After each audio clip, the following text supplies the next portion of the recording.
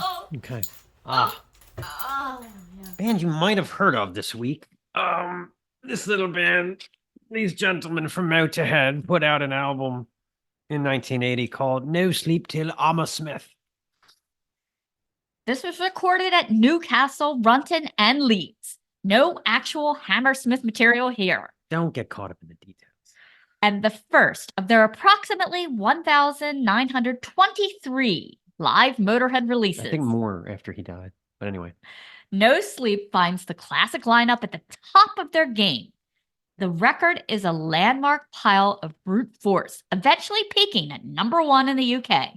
A collection of paradigm-destroying, whiskey-swilling odes to the female posterior, largely responsible for the band's ubiquitous presence that has outlived them all.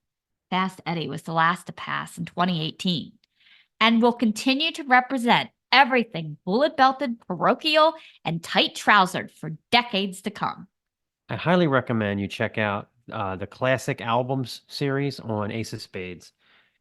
They filmed it in the early 2000s when all three of them were still alive, and they go into the whole history of the band, and they're cracking jokes the whole time, and they're all in great humor, and they've all passed on at this point. So I mean, it's very touching, and it's got stuff like they sit in front of the soundboard, and one of them casually says,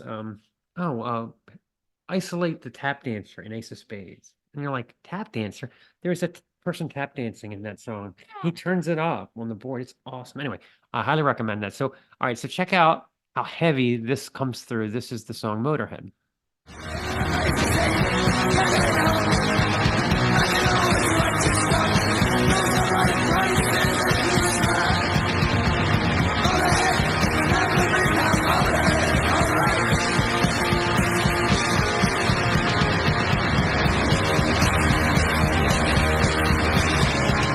Great was that. No Sleep Till Hammersmith. The performances are tight and groovy. Lem's bass roaring like a road saw in every track, like you just heard in Motörhead.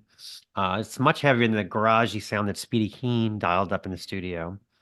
The man's charm is indisputable, particularly in the iconic blue-collar poetry of We Are the Road Crew, dedicated to a fine body of men, and testament to how unpretentious and authentic this bunch really were. I still get goosebumps when he says, "Stand up straight," right before the solo in Metropolis. Of course, I'm going to nitpick the track selection. Of course. Capricorn? Where is Damage Kate? Yeah, that would have been better. Yeah. Only one track from the Bomber record? So underrated, yeah. What's the point? This is a record and a band at the center of my musical universe. R.I.P. Lem, Phil, Eddie. You've left a permanent scar on the face of popular music. Look at that cover. How badass was that bomber rig anyway? Forget about it. Bless you, my son, even though you're an asshole. This is We Are the Road Crew.